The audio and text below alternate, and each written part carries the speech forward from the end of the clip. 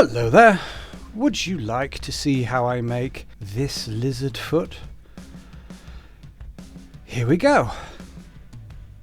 First off, I start with a pair of boots and cover them in gaffer tape.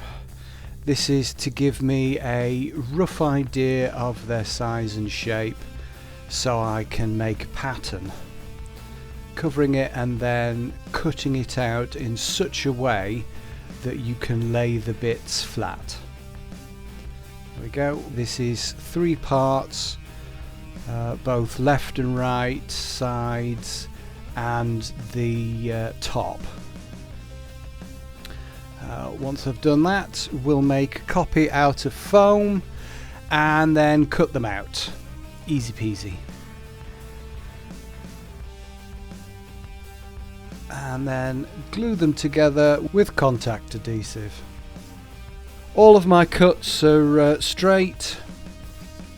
No need to put a bevel in them because my plan is to stretch the form out with a hot gun.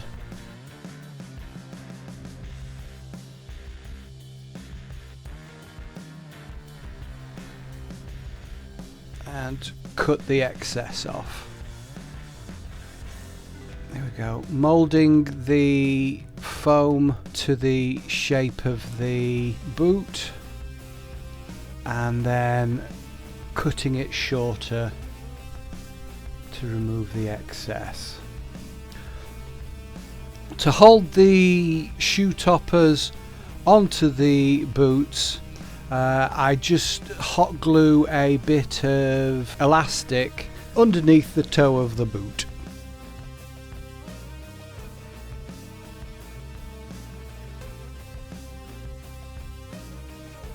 Here I am measuring out some thick foam to build up the areas in front of the shoe to later carve out for the toes.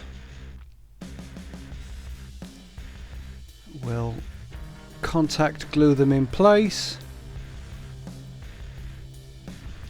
and once that's thoroughly dried, we'll get on with the shaping. We're going to have 3 toes, so I basically just work out the divisions and start carving and shaping.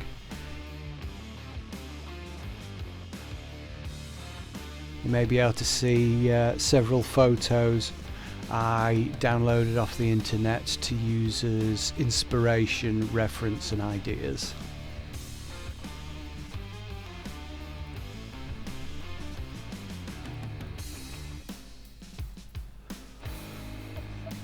I basically carve using a mixture of a sharp craft blade and my multi-tool,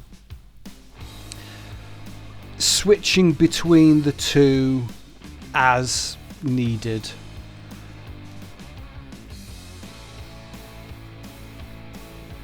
The blade allows me to cut large swathes, but the multi-tool allows me to do the proper shaping. As you can see, I'll slowly be covered in a nice powdery dust.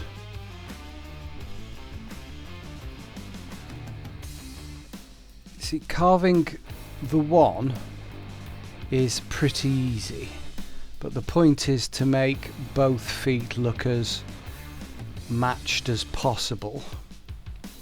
So generally what I'll do is some work on one, a little bit of shaping, and then go to the other.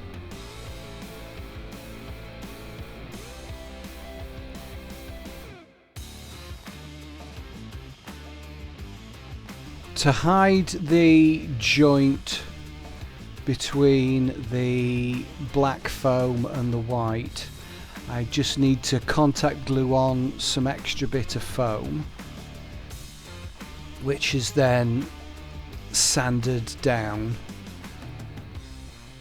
This makes it easier to better hide the seam of two different pieces of foam.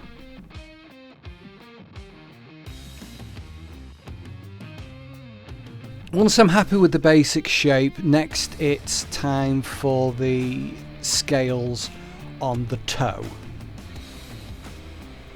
I will cover the entire toe area with contact glue and then cover some thin 2mm thick foam, which makes excellent scales to go over the toes.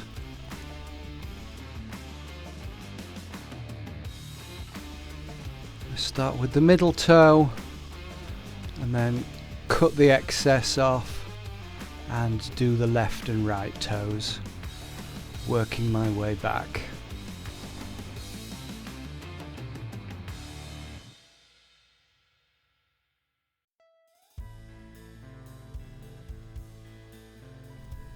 I'll then give it a nice cut down and then a quick bash with the multi-tool, just to add a little bit of roughness to the scales and give them some texture here and there. Do you know what a chad is? Wrong! It's a small circle that's been cut out by a hole punch.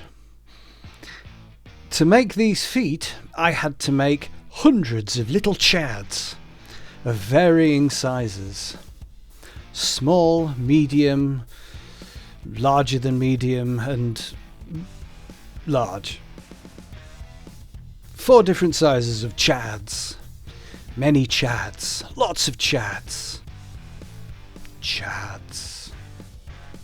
I used a piece of plastic piping, some copper piping, and some actual hole punchers to get a variety of different sizes of chads. The copper pipe and the plastic pipe for the larger ones, and the 2 hole punchers for the smaller ones. There's a reason why they don't use plastic or copper for hole punchers. It's because they're not very good materials. I had to sharpen it virtually every other use, and as you can see, they never came out perfectly. But I had good fun with the smallest hole punch because I was able to fit it into my drill and just make loads of tiny little chads. Chad, chad, chad. Loads and loads of little holes. It's surprising how many I needed. And I stuck all the chads onto the foot with hot glue.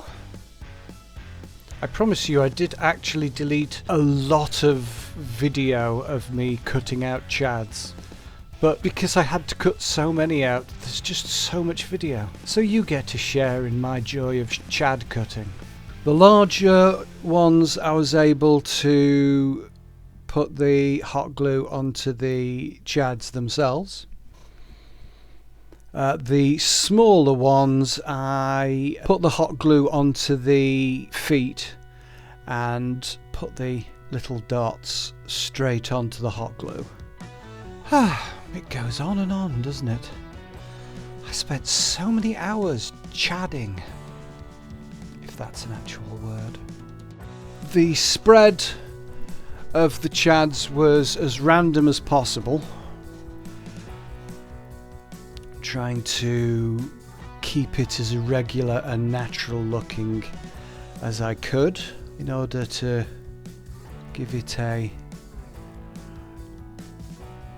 natural look.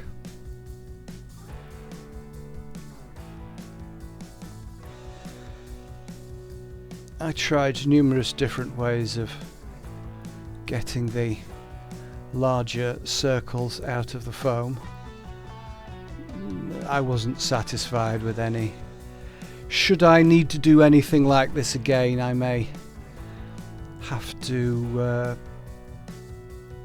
look into getting larger hole punchers made out of steel so they keep an edge better. Around the back I spread out the chads, as the density wasn't as important around the back,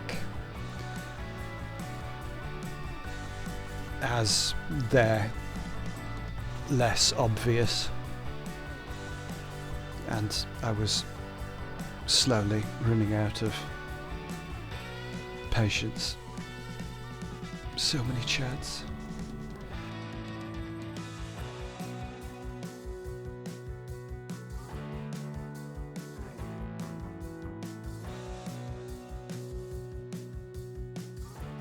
And finally, after long last, all the chads had been attached.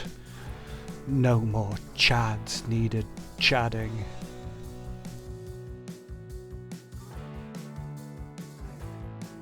Once that had been done, I gave both of them a quick bash with the heat gun and cut the foam to shape a little better, squaring up the foam and making it look a little tidier.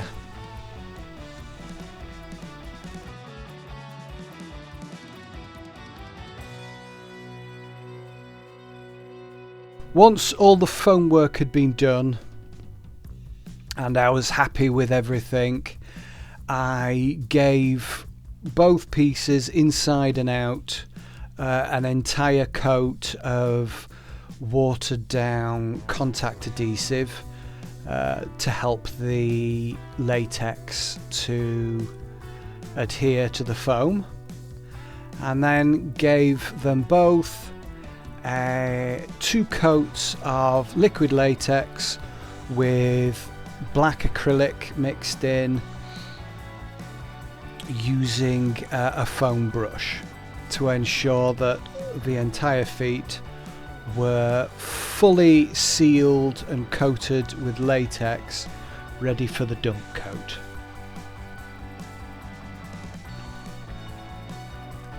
Made sure that both the outside and the inside was nicely coated.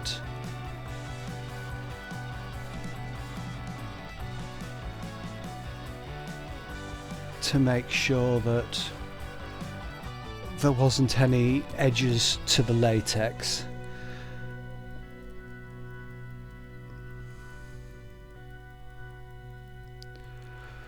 Because of the chads all over the feet and the scales, I couldn't really do typical brush strokes with the sponge brush.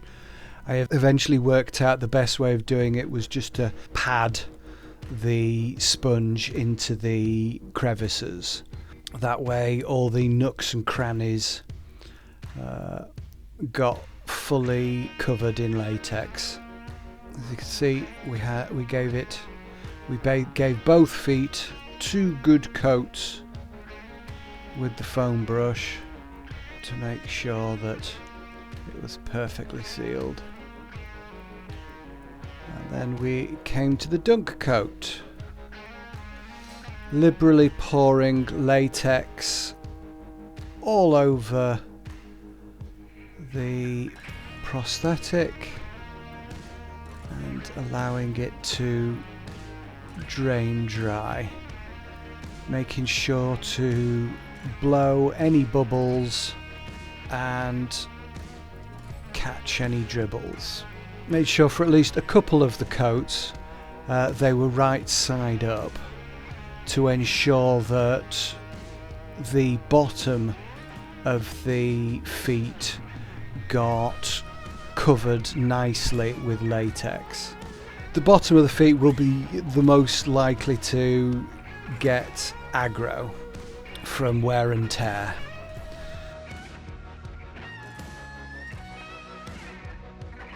Once the 3 dunk coats had fully dried, it was time for the spray coats.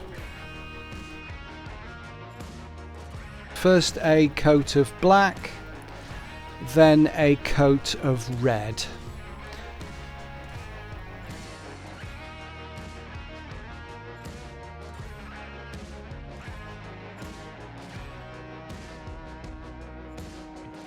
Then I masked off the toes, ready for the bone coat.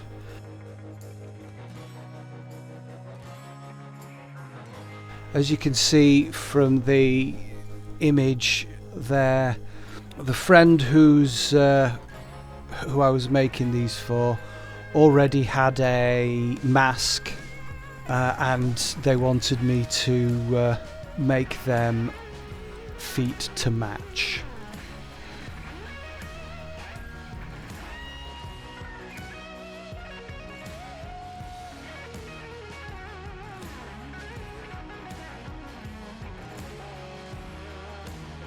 Once the red and bone had dried, it was time for the airbrushing, when the detail gets put on.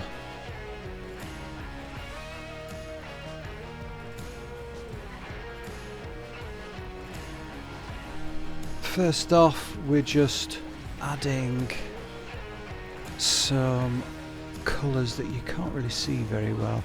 We're starting off with bone, then a little orange, and slowly working to red. I found with airbrushing, it's best to start off bright and work darker, because the dark covers the bright colours better than vice versa. And that way you can start off quite liberally and get more delicate as you get more details. So we cover the area between the scales, slowly darkening red.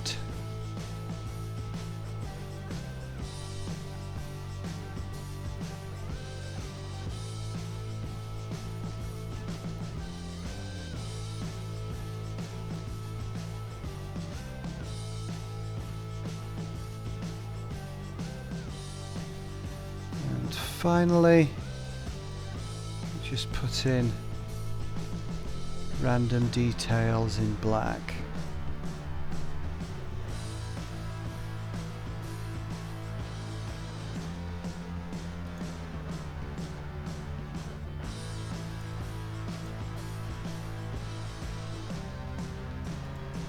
Okay, and once we're happy with the airbrushing, we then seal it with some Isoflex sealant.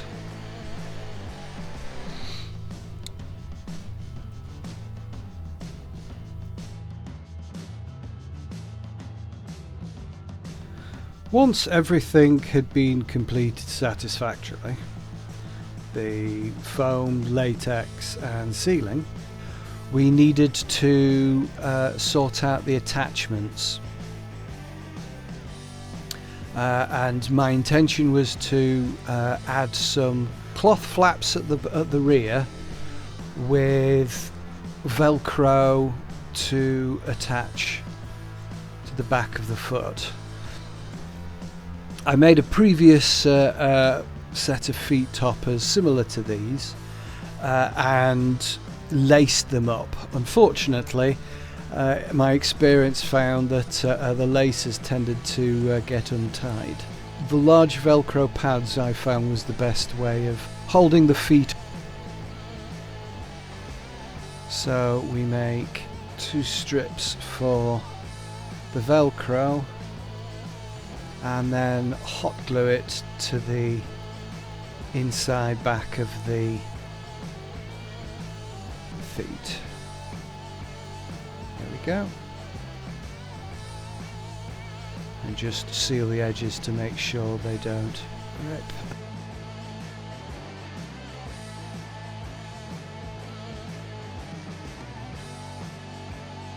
And then add some a red dye onto the cloth to give them the same coating as the feet, and finally give it a bash of silicone spray and we're done.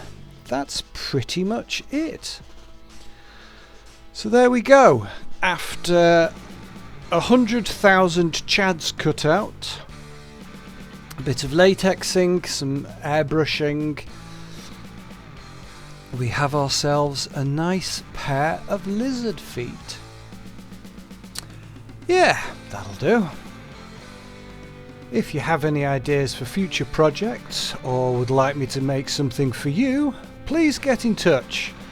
And obviously, please like and subscribe. We're so very needy and lonely here.